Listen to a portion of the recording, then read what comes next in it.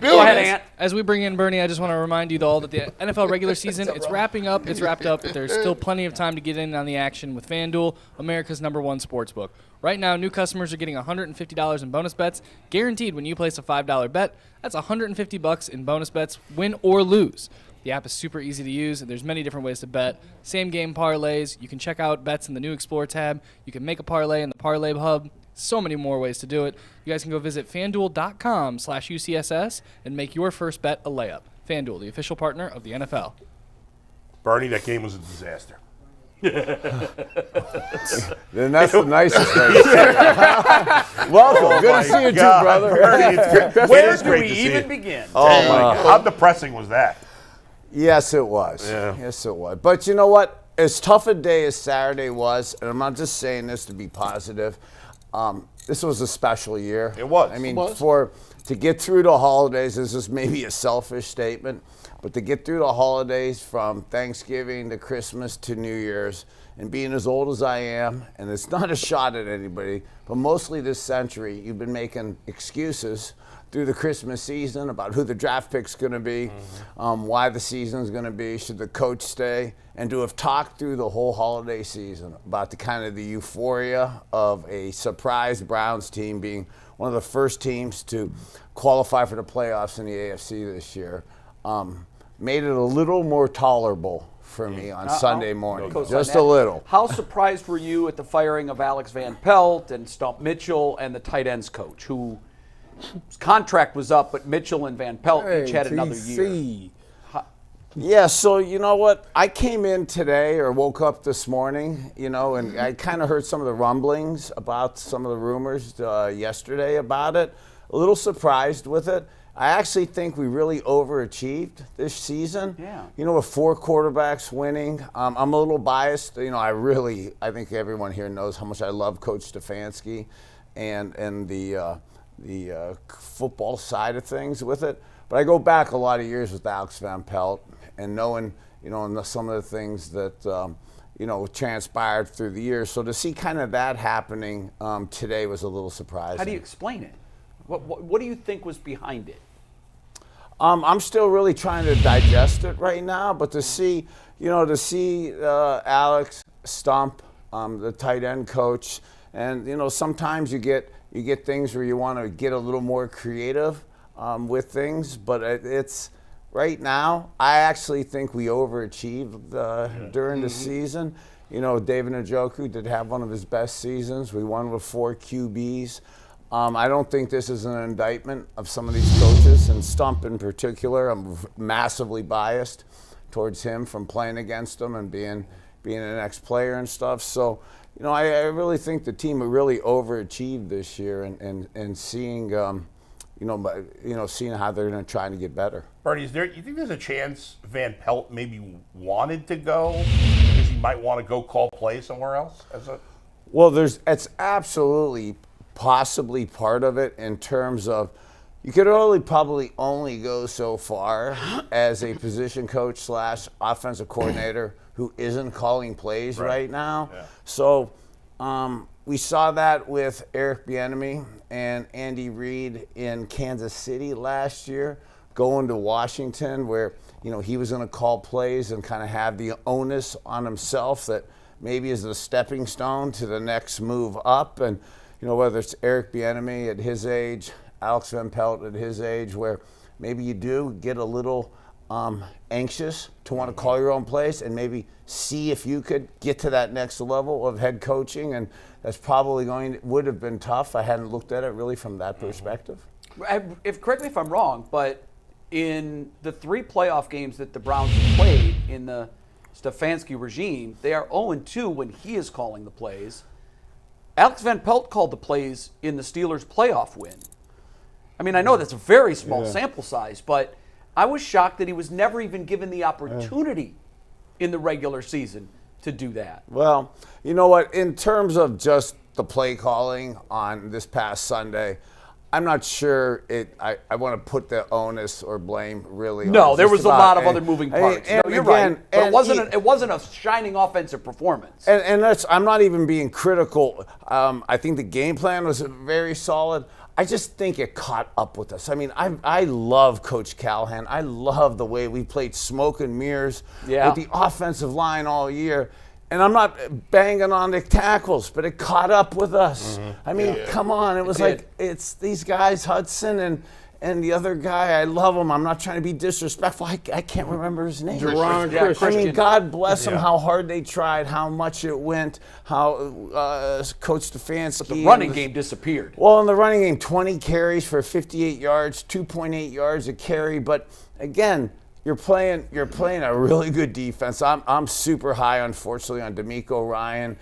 We kind of said 2 weeks ago that was the least guy. That's the least team we want to play. So, and even to Joe Flacco, and I'm not his marketing guy, and I'm not just trying to say this to be positive, and to the receivers. I give him Amari Cooper a ton of credit for the season he had and the mesh that he had with Joe Flacco and the plays he made. But, boy, you could see his Achilles was still, or his Achilles or heel or something was bothering him in the game.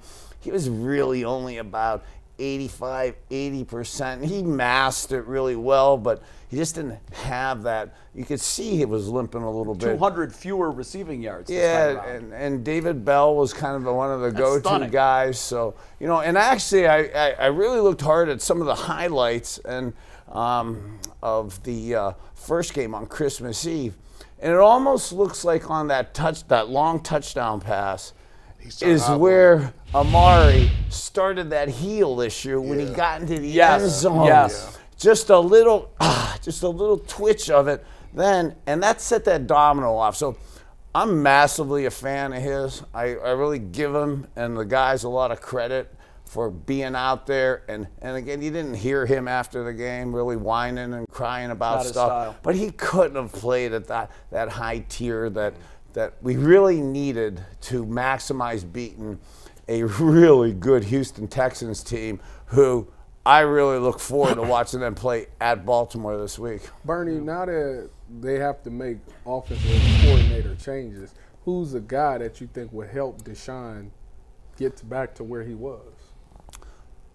So I don't know this season if really Deshaun got to where he wanted to be, other than maybe the second half of the Baltimore game. And I'm so high on Joe Flacco, just like I was so high on Gary Danielson, who was he was a player coach, but he was a player, but really wasn't called a coach, but he really was. And he was a coach for the coaches. And you credit him with a lot of your early success. God, yes. So I haven't thought a ton of the offensive coordinator stuff, but Joe Flacco being back and not being a threat to Deshaun and trying to implement more of that type scheme, okay, because Deshaun, if he could add that under center play action pass, almost like what you are so artistically communicating on C.J. Stroud and how he moved the pocket just a little bit, looked right. It was all bluff. That was the whole time was coming back as a throwback. That's just a complete act right there. And then that quick snap like that. That's only half the field read. That's only a two-man route. Us older quarterbacks, sometimes we get offended by saying, we can't read the whole field. Well, so what if you can get a dude that much open? And Coach Stefanski and Joe Flacco figured out how to get guys really open within that system. I'd love to see Deshaun. You want to make him be the OC? I don't know about the OC, but I like to see him be part I'd love to have him back. Somebody get the best of both worlds. Somebody said something like that yesterday. Bernie, let me ask you a question, because this is just a theory that I have, and Bull said, I think he said, no, I don't believe that. I'd like to get your thoughts. To me, it felt like in this push-pull between Deshaun Watson being good and what we've had from him so far, I think a big part of the narrative during Flacco's success from fans and media was, so the play-action pass really opens up the passing game. And Deshaun, for whatever reason, has been pretty adverse to that. He wants to work out of the gun. Some RPOs are in there. with the firing of the 3 coaches today, I wonder if there wasn't an internal struggle where Van Pelt and maybe the tight ends and running backs coaches were all in on this. Deshaun's going to have to mold into this play fake offense because it works. And maybe Deshaun is not open to that idea. And Tyvis had brought up earlier that he was run out of Houston after he said, I want Eric Bieniemy as my head coach. And Bieniemy wasn't interviewed. Bieniemy is available now. I'm just wondering if the move today isn't a foretelling sign that the Flacco, play fake, all that nonsense, and Deshaun's got to fit into that. That is out, and we're eliminating that talk right now. This is going to be Deshaun and the offense he likes to run. So the first thing that came into my head right there, and I'm not trying to make this about myself, because Deshaun Watson and Joe Flacco are at another level of athleticism than I was. And Deshaun Watson's at another level of athleticism than Joe Flacco is. And that's not an indictment on me nor Joe. That's a compliment to Deshaun. Mm-hmm. And I'll say this about me at the end of my career, and I got away from some of my play action games, and I got into where I thought I had to be cool and be in the shotgun all the time and call all my plays and be cute out there with 5 receivers and 5 guys spread, and I sucked. Okay, and I forgot. Okay, and I forgot about some of the core things, and I'm not sure Deshaun's really ever seen some of this type stuff. And when you see success, I think that opens up your mind. So this is maybe something where maybe he hadn't anticipated it happening. It's no longer an indictment to play under center and play action pass. Matter of fact, I actually think you have to get under center and you have to take some snaps. Baker's still doing it in Tampa and having a lot of success in the play action offense. Hey, and he had it here. And a lot of QBs now and a lot of systems. And the best systems are the ones that are using this. Just like C.J. Stroud. He's a top-tier young quarterback. And forget he's young. He's just a top-tier. He's under center. Quarterback, right? The good, consistent ones are right now. They are under center. That's where the game's going. It was so hard to block. If God, could you imagine the disaster with just spread offense? And again, I'm not picking on the tackles again, but they were getting steamrolled with play action pass, with tight ends in there, with backs helping. If you just do 5 offensive linemen, spread everybody out, I could use bad words right now in terms of the challenges that would face on you. So you got a whole offseason with it. Maybe I'm still living in Disney World here, trying to find utopia and nirvana here, but that's adding to your game is some of Q's always got to do. And if I'm Deshaun, I'd really want to just add to my game. I don't need to be. I actually would be super excited that this is happening, because I know if me and Joe could make this kind of stuff work, I can't imagine what Deshaun could do because he's untackleable on these broken plays sometimes. Bernie, you bring up a good point. And I think, instead of us always thinking about detracting from something, we need to be thinking about adding things. Like if you can bring Joe Flacco in and he could teach him, one of the things that stand out to me and Kevin Stefanski asked the first meeting they had with Deshaun Watson, he said Deshaun was watching film with him when they were talking with the owner and the owner wife. He said, what are some things I could work on? And that was Deshaun talking to Kevin Stefanski. He said, your play fakes. And he laughed because he said, my high school coach used to say the same thing. And so you're year 3, and you've had an opportunity to sit and watch how great play fakes work and make the game easier for you. Who else to do that but in a guy like Joe Flacco? But let me ask you this question about needs. Sometimes you look at your team and you're like, wow, we kind of, we felt we had a good roster. We felt we could go deep in the playoffs. However, we came up a little short. In coming up short, there's always deficiencies. What is the glaring need? If you're Bernie, the GM, what's the glaring need for this team and this roster moving forward to get better? So that's something that as a ex-quarterback offensive guy, probably fixate a little bit more on the offensive side of things. So thinking more offensively than more macros at this point in terms of maybe some of the defensive stuff, because I do believe and think one of the big differences in our defense was the addition of the big defensive tackles this year.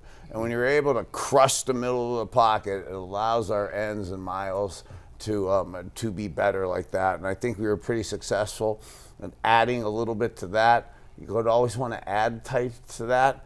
But absolutely the offensive tackle issue is an issue right now with Jedrick Wills getting hurt, and even before hurt, there was debate with the extension and that type stuff. I love Conklin and stuff, love him, but now there's some major injuries. They're screwed with his contract. It's a tough one, right? Yeah. So how do you find offensive tackles? I love Amari Cooper, and I like some of the young receivers, but quarterbacks, we need more weapons. Yeah. On wide receiver and stuff. And the running back position now with Nick coming back, and what do we do with kind of that pass catching type of back? Guys, can you show we show those variety of pictures of Bernie playing? Is there any? Can I ask for one specific one real quick, or no?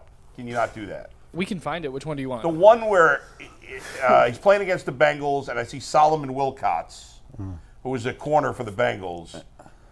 Because Solomon's in the media too. Hold on, we're looking for it right now. And I've talked to him a lot. And I got to know, Bernie, and I don't know if you remember, but I feel like you remember everything from your career.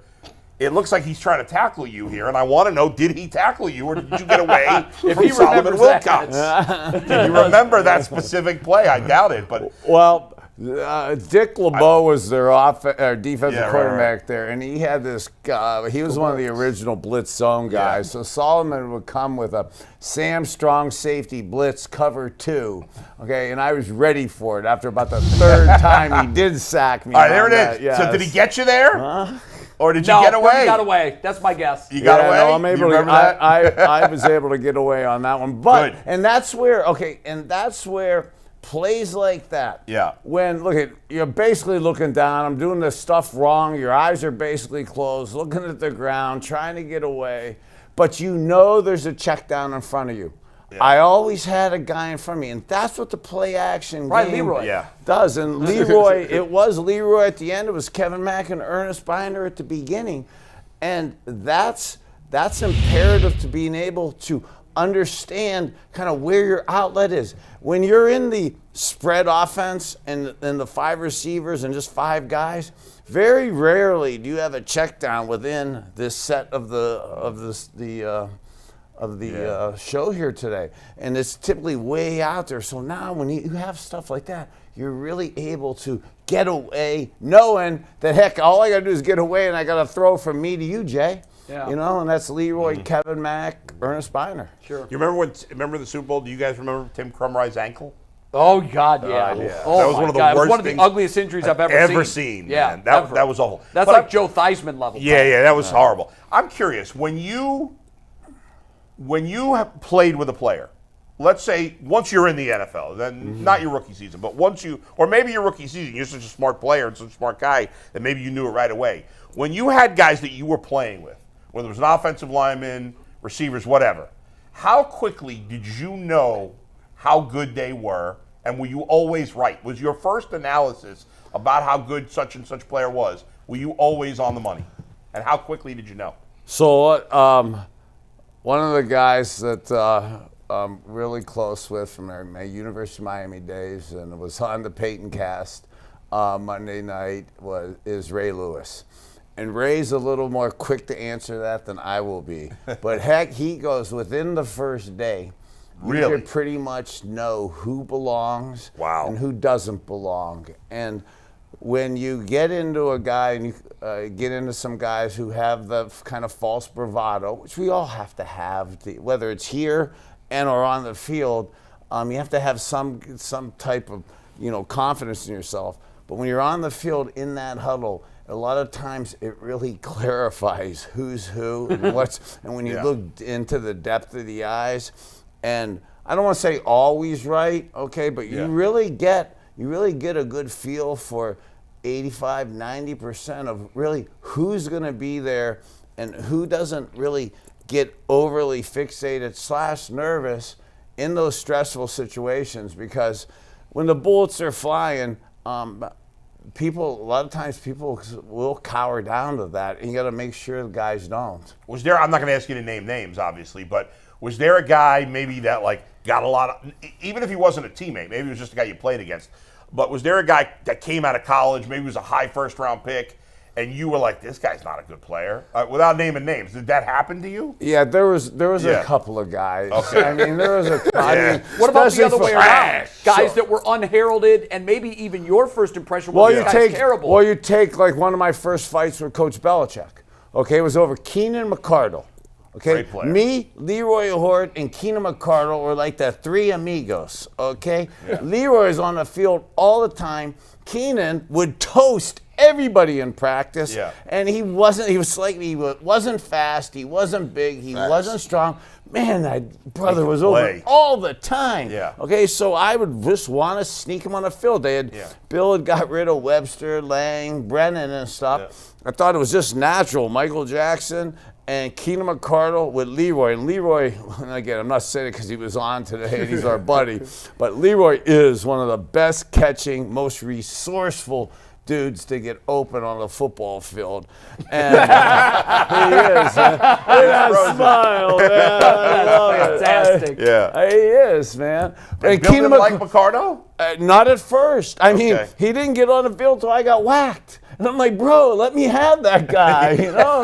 And Keenan goes on to be a superstar. Yeah, he's and, great. and he's still Jacksonville. coaching in the league, and he's still coaching up young receivers. And that type of, that type of feel for just a guy who gets it, who wants it, you could see in their eyes, it's almost a sickness. Bill kind of missed on him. At first. There's At first. a Hollywood Higgins on every roster, right? Sometimes we talk about this play action. Sometimes to me, play action could be fool's gold, not fool's gold, but it can lull you into sleep, right? So you can have these receivers that really ain't that good, but you run play action so well that they get wide open. That'd be wide open. That's what happened. My thing, Bernie, is what if you actually had receivers that was good? And a Nick Chubb that was a viable threat on the play fake. They would be super wide open. but- I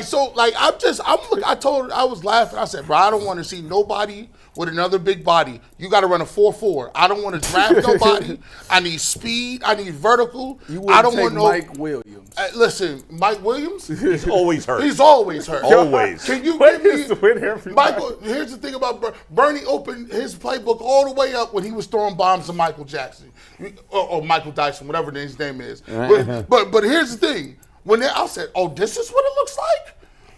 You act like that's just so who's gonna part ways with that guy that does that? I don't. Because the only person in the free agency is Marquise got Brown. Well, that can Maybe fly. there's Ridley- another Puka Nacua. Ridley's a free agent too. What are you talking about? Thank you. Give me one of them dudes. I Ridley's just a free need one. agent. T. Higgins, They- Michael you Pittman. think they gonna let Ridley go? I mean, he's not their number one receiver. They might. Yeah, I don't see I don't This know. is just my He's thing. a free agent. When you watch the league, I'm seeing two of something. It's like Noah's Ark. Everybody got two receivers. Waddle. Can we get two tackles? They got two everything.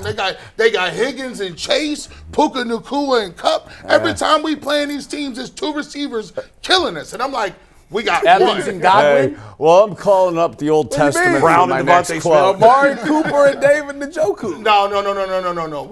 Who does the Chiefs have? Listen, The Chiefs. that's their problem.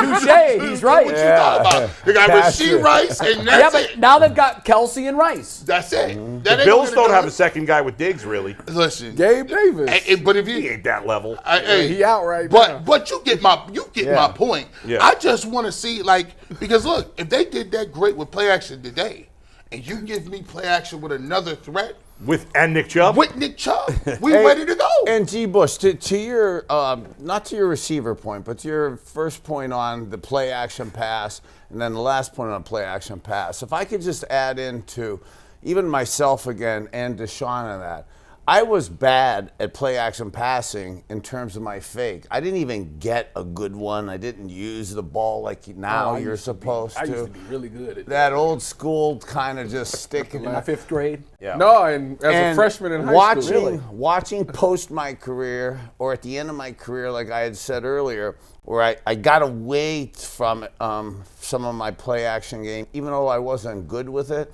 Now I started watching it. Now, granted, I've had 2.5 decades to watch it, but Deshaun's had a good half a year to watch this now. And to add to the game now, I really think it's going to add to his game. I actually think he's going to embrace some I of hope this. so. Because the game's way easier. Way easier. I mean, look, I know it sounds cool to be the guy and spread everybody out. It's hard to do that game in and game out. And you got guys like Harbaugh in Baltimore and what Tomlin does in Pittsburgh that makes it really hard just to say, I'm going to be a drop back shotgun guy for 50 snaps a game. We have gonna be about 3 fascinating minutes, this and then we have offseason. to do Super Chat. I wanted to get your thoughts on Bill Belichick. Does he have diminishing skills? That was the term he used with you when he cut you. Diminishing Are skills. his skills diminishing? I think his fastball's gone. It feels like it is, Bull. So I do think Coach Belichick is still learning, and we're still trying to keep learning, and that's what bodes well. And I think when he makes this move to the next team, okay, he's going to have some adjustments in his game in terms of how he's coaching, and then maybe how he's deriving his personnel and stuff. So he won't be doing it just like he didn't do it the same from Cleveland to the Jets to the Patriots. He did it massively different at that third stop. He's going to learn from these couple decades in New England, and he's going to add to it in the next stop. And not Where just, is his next stop? Do you think Dallas, Atlanta? So I know the Cow, and I'm close. You know, obviously having 30 years ago the Cowboys Super Bowl and Jerry Jones and. You think Jerry and Belichick could coexist? I think they could at this point, but I got to tell you, with 15 games to go, I lust after coaching the Atlanta Falcons. That's with that conference or that division. Yeah. That loaded But team. who's your quarterback? They just need Justin to- Fields, and I hope Bill goes there and gets him. I hope Bill goes there and gets him because we do not want Justin Fields ending up in Pittsburgh. No, you're right. I don't And either. Okay, Pittsburgh has a lot of Bernie interest in is Justin scheming. Fields. I leave 2 days. Bernie scheming. They He- Justin Fields to They the do. Falcons. I'll tell Or you, Justin worse, Justin Fields to the Steelers. That's worse. with Yeah, Mike Tomlin. Atlanta's That's worse. skill position that's been the talent. thing. I mean, they got 2 really good I backs. want to come back. Kyle Pitts is a I good want to tight come end. back and play. Hey, maybe Bill's changed his mind on you. Yeah, but I have diminishing skills. I do. Okay. I'm going to lob a shot put over to you, my brother. Okay. Bernie, you're always fun to talk to. I knew your insight would be valuable on the loss. Thanks for coming in. Stick around because we're gonna wrap the show up with super chats. Right? Is that what we're gonna do?